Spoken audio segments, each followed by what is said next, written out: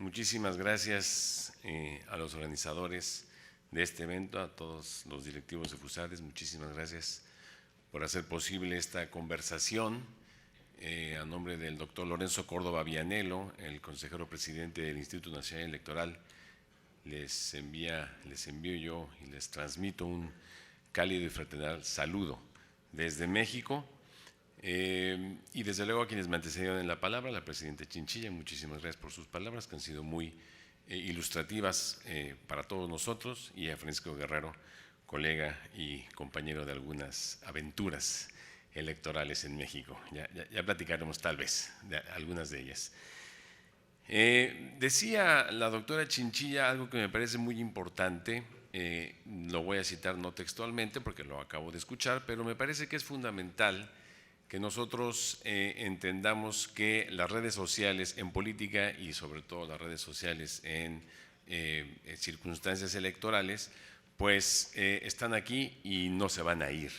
Vamos a tener que utilizarlas, vamos a tener que tratar de entenderlas y sobre todo vamos a tener que interactuar con quienes en ella participan.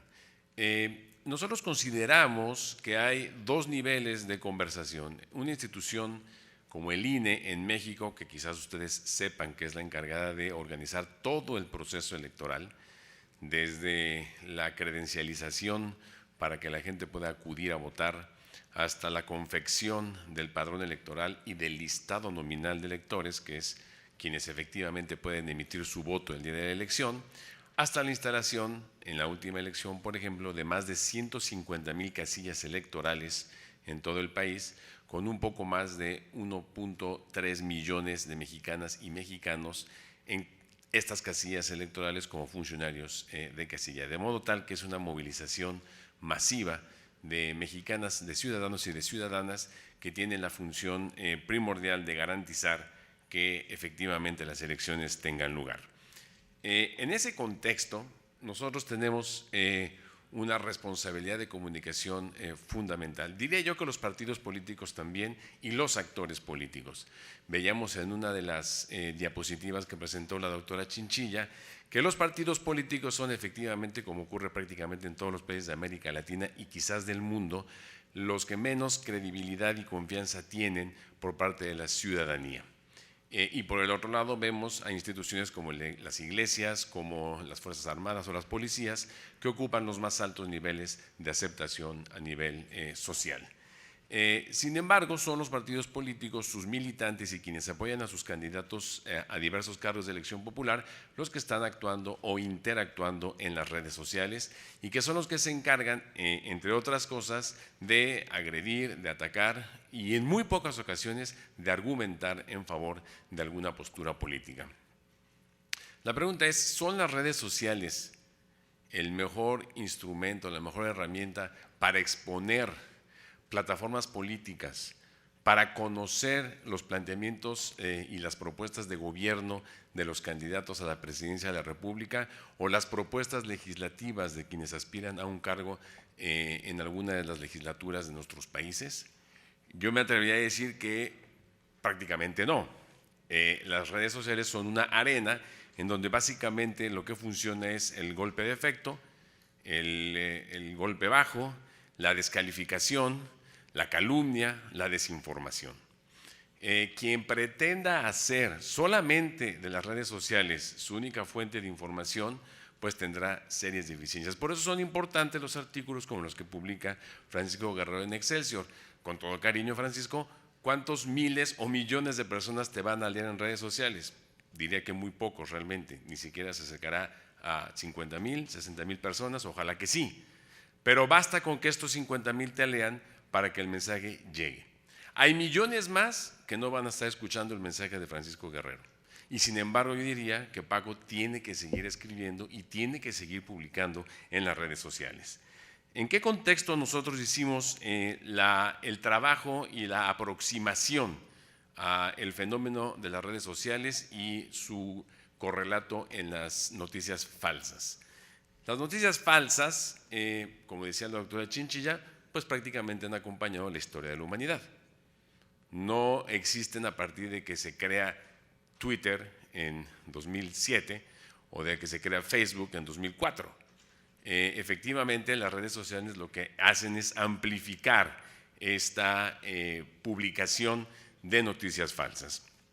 Comentaba Paco en su exposición que, y yo creo también para refrasearte, ¿qué es lo que hay que hacer? ¿Regular las redes sociales? Bueno, hay un enfoque en esa dirección, sobre todo en países europeos, señaladamente Francia, que han optado por intentar regular o sobre-regular al punto tal que la distancia entre la regulación y coartar la libertad de expresión pues es prácticamente poco visible. No se entiende muy bien dónde empieza la regulación o dónde termina la regulación y dónde empieza el ataque o la censura o coartar la libertad de expresión de los actores políticos o de los medios de comunicación y sus comunicadores.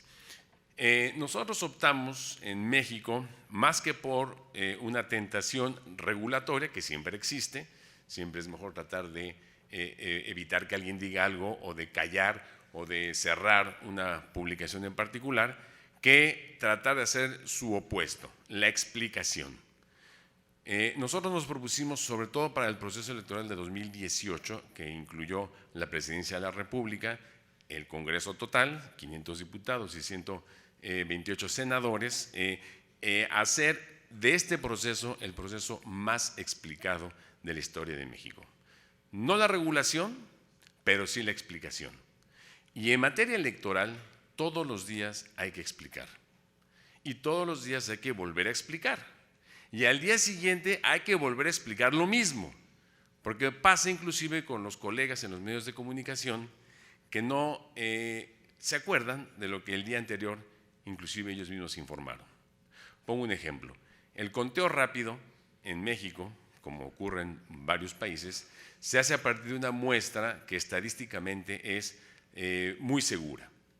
Cerca de 5,000 o 7,000 casillas, que son las que el mero día, el mismo día de la elección, se reporta su resultado ante un comité de expertos, estadísticos, matemáticos, etcétera, actuarios, y que son los que con digamos, el desarrollo que ellos mismos hicieron en materia estadística nos dan hacia las 11 de la noche un resultado que es prácticamente el mismo que tenemos el día del cómputo final, que empieza el miércoles siguiente al domingo de la elección.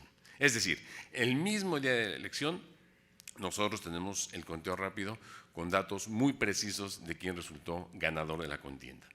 Pero también tenemos lo que se llama el Programa de Resultados Electorales Preliminares, que es el PREP. Son dos cosas diferentes. El conteo rápido es una muestra estadística, el PREP es el cómputo de las actas según van llegando. Por lo tanto, los resultados son a veces parecidos y a veces no. ¿Por qué? Porque según van llegando las actas de la región donde un partido político pueda tener mayor predominancia que otro, pues en ese momento tendrá un comportamiento porcentual su resultado. Pero según van llegando el resto de las actas a lo largo de las siguientes 24 horas, encontraremos que se va, digamos, emparejando el resultado del conteo rápido con el resultado del PREP. Bueno, esto que acabo de explicar, espero que más o menos con claridad en un minuto, cuesta mucho trabajo que los medios de comunicación lo entiendan. De modo tal que en redes sociales aparece una información que dice, es que el Instituto Nacional Electoral en el resultado preliminar, en el PREP, dice que tal candidato tiene este porcentaje, pero su cómputo rápido, su conteo rápido nos dice que el ganador es este otro. Por lo tanto, lo que nosotros tenemos que hacer es explicar una y otra vez la diferencia entre el PREP y el conteo rápido. Bueno, esto a los colegas periodistas les cuesta mucho trabajo entenderlo. Y cuando ya lo entienden y lo explican a sus audiencias, al día siguiente hay que volverles a explicar porque ya se les olvidó. Ya no les da la gana acordarse de qué era el conteo rápido y ya no les da la gana acordarse de lo que es el programa de resultados electorales preliminares. En fin, la actividad electoral tiene la necesidad de ser explicada. Siendo así, entonces las redes sociales nos dan una plataforma para poder explicar, no para contradecir o para tratar de responder a todos y cada uno de los ataques, sería imposible. Si ustedes, si ustedes visitan las cuentas de Lorenzo Córdoba en Twitter o en Facebook, verán que hay un montón de ataques, como ocurre con todos los personajes públicos. Pero ¿qué sí es lo que hay que hacer? Pues estar presentes en las redes sociales, estar informando. En este contexto nosotros teníamos entonces un reto importante. ¿En qué influían las noticias falsas o en qué influyen las noticias falsas? Bueno, desde luego en la veracidad de la información. Es muy importante.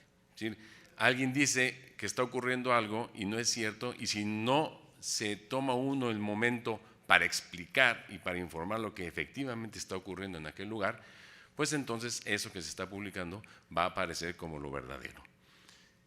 Bueno, la intensidad y el encono. Déjenme moverle aquí porque no está sincronizado. Aquí. La intensidad y el encono. Es decir, las noticias falsas contribuyen a ello, a que crezca un estado o un ambiente de crispación o de polarización. Poner en contra de candidatos y de sus representantes a una porción importante de la población y, por último, tratar de minar la credibilidad de las autoridades.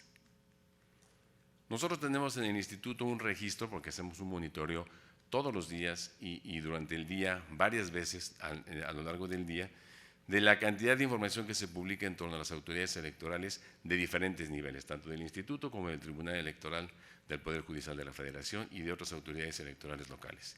Y efectivamente, constantemente registramos un ataque a la actividad de los órganos electorales. ¿Por qué? Bueno, porque minando la credibilidad de la autoridad electoral se piensa que se va a obtener un favor o una respuesta favorable a una postura política específica. Hago un pequeño paréntesis porque es muy importante lo que comentaba Paco hace un momento. Si la defensa de las instituciones autónomas y la defensa de la independencia de estas instituciones, a la luz de lo que ha ocurrido en Bolivia, se muestra como una piedra fundamental, una piedra de toque clave para poder avanzar en la democracia a riesgo de que ésta desaparezca o por lo menos sea afectada y tenga otro tipo de desarrollo como diferente al que nosotros conocemos hasta ahora. Bueno, decía yo, en México esa fue la elección del 2018, 3.406 cargos, presidencia, 500 diputaciones y 128 senadurías. ¿Qué decisiones institucionales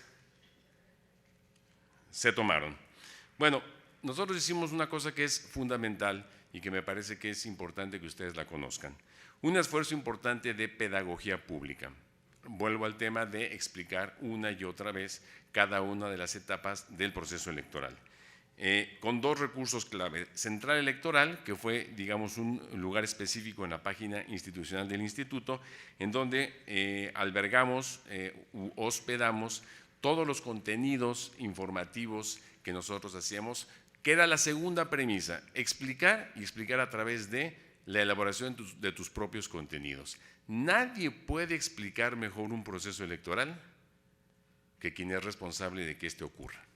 Es decir, si nosotros suponemos que los periodistas, los medios de comunicación o personas en las redes sociales van a hacer nuestro trabajo de información de qué es lo que el INE ha hecho o la autoridad electoral ha hecho y cómo lo ha hecho bien o mal y en qué condiciones, pues estamos perdidos. Eso no lo van a hacer los medios de comunicación, motu proprio. Lo tenemos que hacer nosotros y ofrecer toda la mayor cantidad posible de información y de elaboración de contenidos que permitan justamente la explicación del proceso, con resultados bastante positivos. ¿Por qué? Y hablo por mi gremio, que es el gremio de los periodistas. A veces somos un poco flojos para explicar, como reporteros, como editores, como columnistas. Entonces, cuando en este caso la autoridad electoral le entrega al medio de comunicación una buena infografía, un buen video, una buena entrevista, una buena explicación, el resultado es fantástico, lo publican todo. Que es lo que nosotros queremos, que lo publiquen todo. Y a veces simplemente, como se dice en la jerga cotidiana, copy-paste, ¿no? Copiar y pegar, tal cual lo publicó el Instituto Nacional Electoral, tal cual lo publicamos en el periódico o tal cual lo publicamos en la plataforma digital o en la radio o en la televisión. Y la segunda elemento clave, Construir la explicación del proceso electoral a través de la cadena de confianza. En México, como en muchos otros países, es la desconfianza la que priva en los procesos electorales. Nadie le cree a nadie. Por lo tanto, lo que hay que hacer es construir, por lo menos en torno al proceso electoral, no en torno a los partidos políticos y sus candidatos, ellos ya se rascarán con sus propias uñas, sino en torno al proceso electoral, una cadena de confianza que haga creíble y que a los ojos de la ciudadanía les dé confianza de que lo que se está construyendo va a terminar o va a concluir el día de la elección con un proceso limpio, un proceso creíble y un proceso en el que la mayor cantidad posible de gente participe y emita su voto de manera informada. La cadena de confianza incluye el padrón electoral, el listado nominal, la boleta electoral, que ustedes saben en México, la boleta electoral se imprime, el papelito en el que se imprime cada una de las boletas electorales tiene más de 20 mecanismos de seguridad. Es más seguro en términos de producción de un papel de seguridad que el papel en el que se imprimen los cheques bancarios. Así, de ese nivel es la desconfianza en México. No fue de un día para otro, a lo largo de los años se fueron construyendo las condiciones de desconfianza que hicieron que cada reforma electoral en México agregara nuevos elementos para dar mayor credibilidad y confiabilidad a los procesos electorales. Nuestra credencial para votar, que prácticamente es una credencial de identificación personal, también tiene cerca de 15 elementos de seguridad para que la gente pueda votar con confianza y quien en la mesa o en la casilla el día de la votación, quien recibe a este elector, este ciudadano, sepa que efectivamente es quien tiene la credencial. En fin, una serie de mecanismos que en México tenemos pues, para que las elecciones no sean cuestionadas. La tinta, el dedo que se pinta, ¿no? Que tiene que ser indeleble. Bueno, pocos países en el mundo lo tienen, en México lo tenemos. La fiscalización de los recursos, el PREP del que ya hablé, el cómputo de las elecciones, en fin, todo eso hace la cadena de confianza para que el proceso electoral sea incuestionable. Por cierto, este proceso electoral ha sido, el de 2018, el que ha tenido la menor cantidad de impugnaciones una vez concluido. La menor. No se compara con el 2012, no se compara mucho menos con el 2006.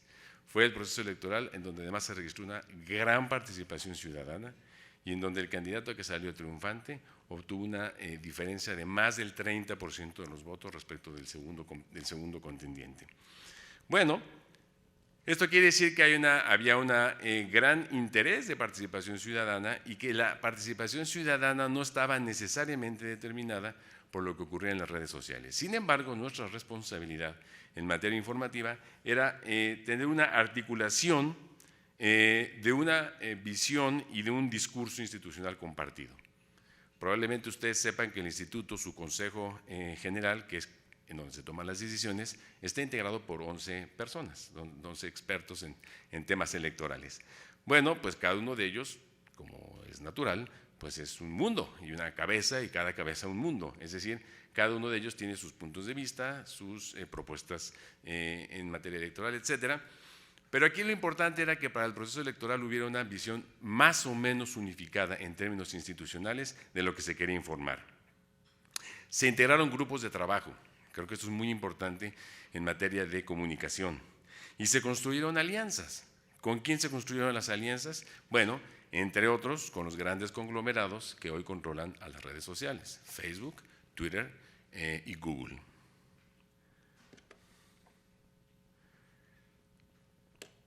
Las alianzas con las redes sociales nos permitieron, y fueron, quiero decirlo, dicho por los principales directores ejecutivos de estas redes sociales, los primeros acuerdos institucionales a los que a estas grandes conglomerados tuvieron en materia electoral en el mundo. En México se firmaron convenios de colaboración con Facebook, se firmaron convenios de colaboración con Twitter y se firmaron convenios de colaboración con Google, entre otras cosas, para tratar de difundir la información verificada de lo que estaba ocurriendo en materia electoral, habilitar megáfonos electorales, es decir, que a través de las redes sociales, en colaboración con ellas, pudiera la gente informarse de lo que estaba ocurriendo en materia electoral y el día de la elección saber en dónde iba a ser, por ejemplo, su casilla para votar. E inclusive Facebook ponía en este megáfono electoral, que probablemente ustedes conocen, la posibilidad de que la gente subiera una fotografía después de que votó, mostrara el dedo con la tinta que había cumplido con su labor, con su acción ciudadana, etc. La transmisión de los debates presidenciales, esto ocurrió tanto en Facebook como en Twitter, a través de sus plataformas específicas, Facebook Live y Periscope, y a través de ellas pudimos ampliar digamos, la audiencia que tuvieron los debates presidenciales. Fueron 3 debates presidenciales durante la campaña electoral y en promedio tuvieron más de 20 millones de personas que vieron cada uno de los debates presidenciales. Lo mismo ocurrió en Twitter, con una difusión ampliada de la información verificada, y hashtag con debates y elecciones. Quiero a ustedes decirles que estas alianzas con las tres principales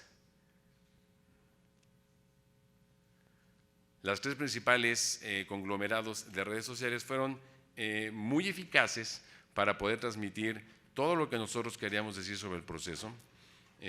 Como es natural, un proceso electoral tiene un montón de aristas, y genera muchísima información. En el caso mexicano, pues información que tiene que ver con desde las cosas más elementales de obtener tu credencial, a dónde puedes ir por tu credencial para votar, hasta la fiscalización de los recursos de los partidos políticos, las multas, el registro de los candidatos, el registro de los partidos políticos, el registro de los candidatos independientes, la organización de los debates electorales, etcétera, etcétera, etcétera. Una actividad muy amplia.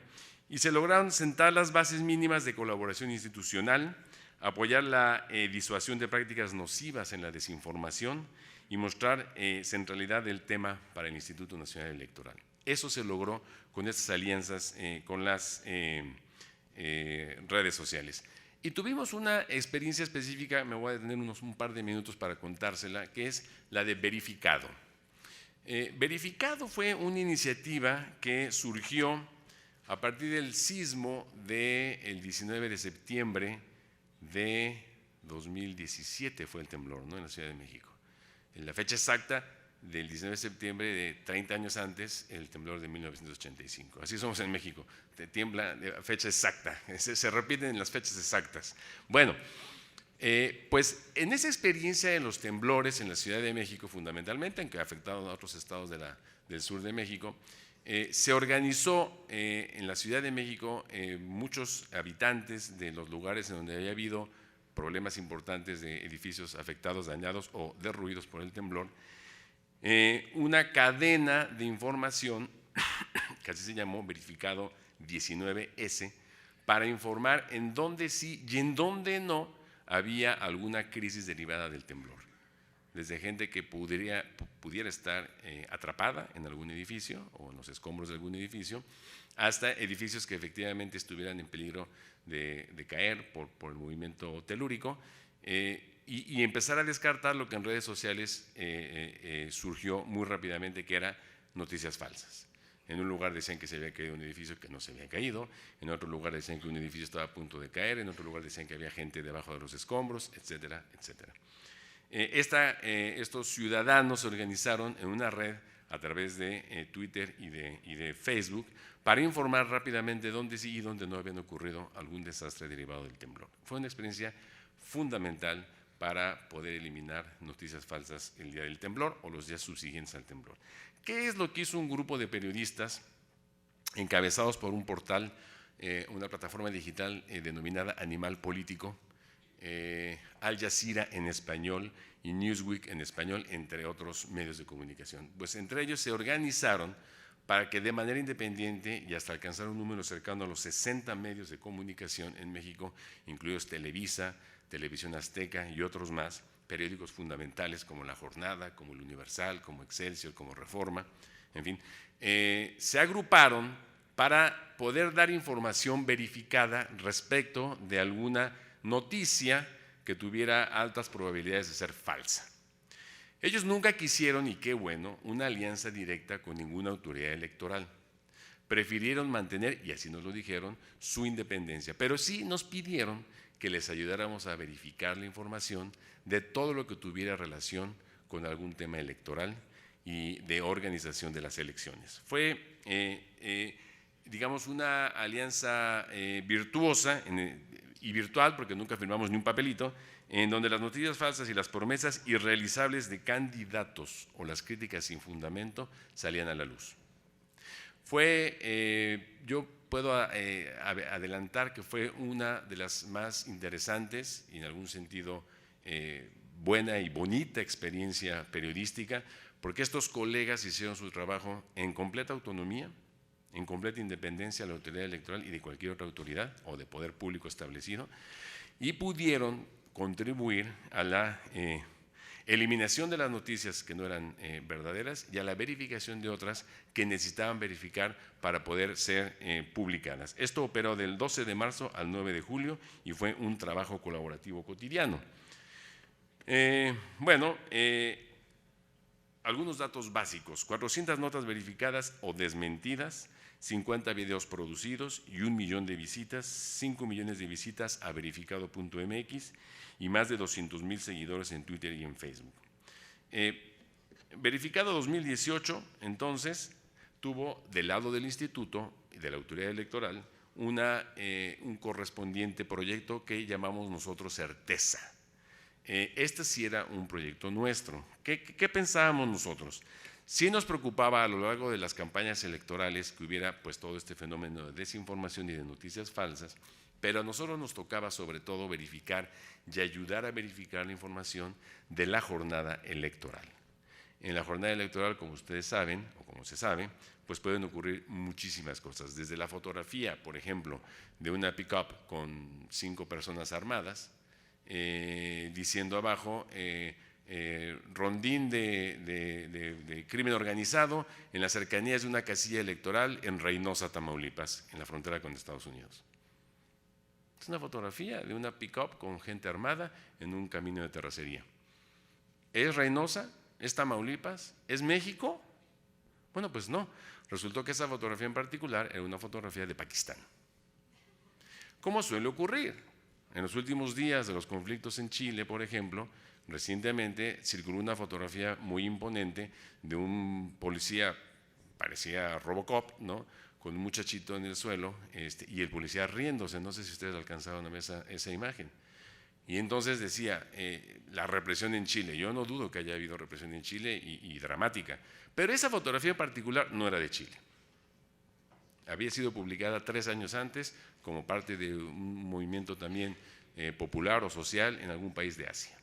En fin, nosotros tenemos la obligación entonces, con certeza teníamos la obligación de decir, si hay una pick-up con gente armada y abajo se dice que es un rondín de crimen organizado en Reynosa, Tamaulipas, nosotros tenemos la obligación de verificar ello y saber si efectivamente lo es o es una noticia falsa, como finalmente se comprobó. Entonces, institucionalmente nosotros teníamos la obligación de identificar, sistematizar, analizar y enfrentar información falsa publicada en medios, en colaboración con Verificado, esta iniciativa de los medios de comunicación. El resultado fue bastante bueno en términos de colaboración. Al interior del instituto nosotros agrupamos a colegas de diversas áreas del instituto, de la Dirección de Organización Electoral, de la Dirección de Capacitación, desde luego de Comunicación Social, que es quienes estábamos encabezando este proyecto, a los delegados en todo el país, los delegados en los distritos específicamente de una fuerza que nosotros teníamos de más de 5,000 capacitadores y asistentes electorales el día de la elección. ¿Quién mejor que el Instituto Nacional Electoral para decir si en tal casilla efectivamente había un rondín o no del crimen organizado? Pues nosotros. Y este montaje, que no se alcanza a distinguir bien porque está un poco corta la letra, nos permitió hacer el registro durante la jornada electoral de 218 casos de temas noticiosos o supuestamente noticiosos que nosotros contribuimos a o desmentir o en algunos casos decir que efectivamente estaba ocurriendo esto. Ninguno de gravedad, por fortuna. Fue la elección además más pacífica, no hubo, salvo algunas escaramuzas en Puebla, que ustedes quizás conocieron, que dieron lugar a que se repitiera la elección meses después en aquella entidad, salvo en Puebla, donde hubo algún conflicto inclusive con arma de fuego. En el resto del país no se registró ningún conflicto, ningún acto de violencia, ni nada vinculado con un intento por boicotear las elecciones.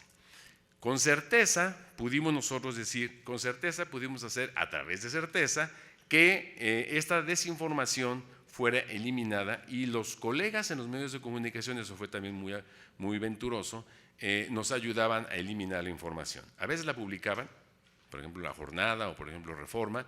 Nosotros verificábamos la información con todo el equipo que habíamos montado con certeza, más de 2,000 personas trabajando en este proyecto, y en menos de 5 minutos le decíamos al periódico: lo que estás publicando no es así, realmente está pasando esto otro, y le mandábamos la evidencia, porque nuestra gente en campo tenía inclusive la capacidad de mandar una fotografía, porque tenían, como probablemente ustedes sepan, teléfonos celulares para poder reportar lo que estaba ocurriendo o las incidencias que estaban ocurriendo en algunas de las casillas. Solamente hubo en estos 218 casos, el 28% reportó de estos 218 casos algún problema de violencia electoral. No quiere decir que la haya habido, pero ese era el reporte que se tenía. 12% suspensión temporal o definitiva de la votación por algún tema de violencia o algún tema climático. Un 4% de impedir el acceso a representantes de los partidos políticos o los candidatos independientes, y un 56% variopinto. Un montón de información que nosotros tuvimos que verificar vinculada con diferentes temas. En Twitter nosotros revisamos más de 1.018.000 tweets en estos 218 casos, y en 33 dimos respuestas para desmentir o para pedir a Twitter que bajara el tweet que se había publicado.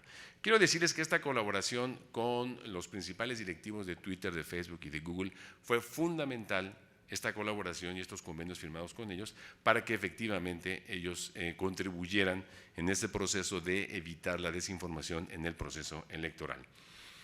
A mí me da mucho gusto escuchar al director ejecutivo de Twitter anunciar hace un par de semanas o por ahí que Twitter iba a dejar de publicar publicidad pagada de los partidos políticos y de mensajes políticos.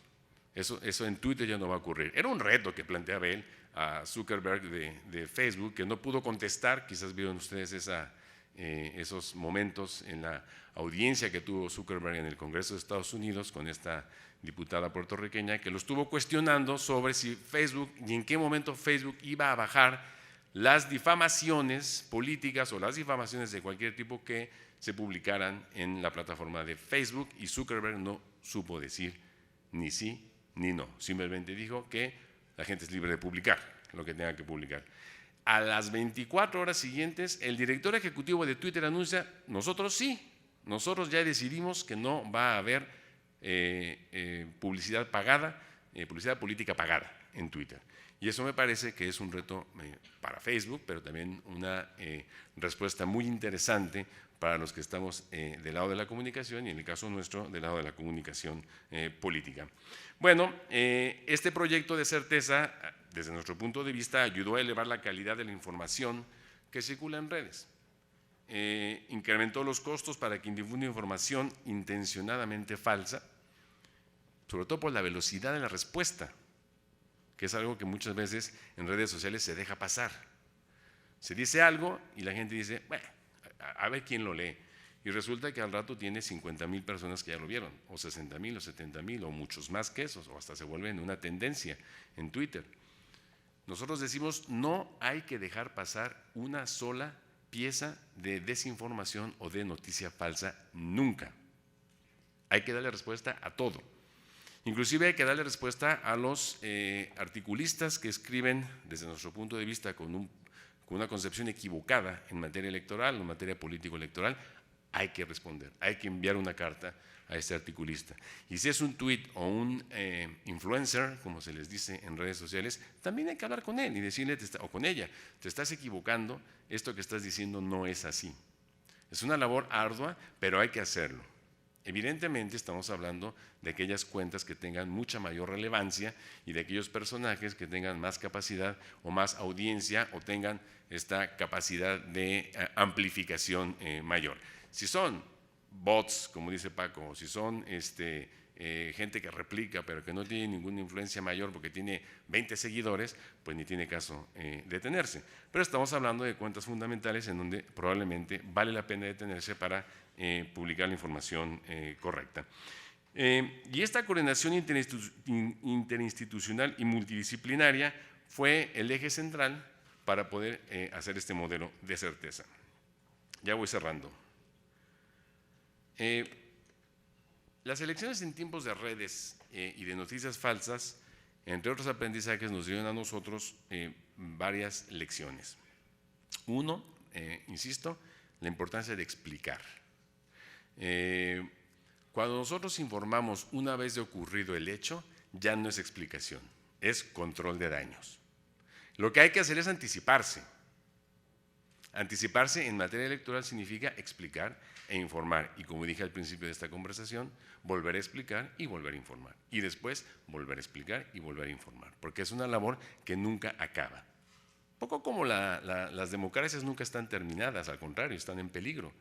Si uno supone que las instituciones democráticas como las conocemos hasta ahora llegaron para quedarse y nadie las va a tocar, pues se equivoca. Son frágiles las instituciones electorales y las instituciones democráticas. Hay que defenderlas, hay que cuidarlas. Y en todo momento, en el caso específico de la comunicación, hay que informar y explicar lo que se está haciendo. Pedagogía pública. Lo tengo que decir, no sin falsa modestia, que el instituto es una de las instituciones públicas en México que ha hecho un buen manejo de su comunicación digital, pero no porque seamos de lejos genios o muy buenos para todo este tema, no, porque la clave de la información y la explicación nos ha dado una forma de comunicarnos con la población, muy importante para que ellos entiendan y que nosotros sepamos explicar qué es lo que hace la autoridad electoral, la pedagogía pública. Estrategias y alianzas. Lo hicimos otra vez para la elección del 2019 de este año en Puebla y nos fue muy bien. Otra vez con Facebook, otra vez con Twitter, otra vez con Google. Y lo haremos en el 2021, en las elecciones de medio término. Y venturosamente, para quienes estén en el 2024, se hará, el instituto volverá a hacer estas alianzas con las grandes corporaciones de redes sociales. Y por último, pero no al último, con acompañamiento de medios de comunicación independientes. Esto también es fundamental. La credibilidad de la autoridad electoral no es gratuita y el que los medios de comunicación, algunos de ellos los más importantes y desde luego independientes en México, hayan aceptado este acompañamiento es fundamental para la autoridad electoral, porque es un reconocimiento de que lo que se está haciendo de buena ley y se está haciendo a favor de la ciudadanía y a favor de un proceso electoral limpio, confiable y creíble. Bueno, termino con esto. En el contexto del Brexit, Cambridge Analytica, el hackeo internacional y otras amenazas de comunicación digital, el peor escenario no se presentó, pero nosotros estábamos listos para enfrentarlo. Muchísimas gracias.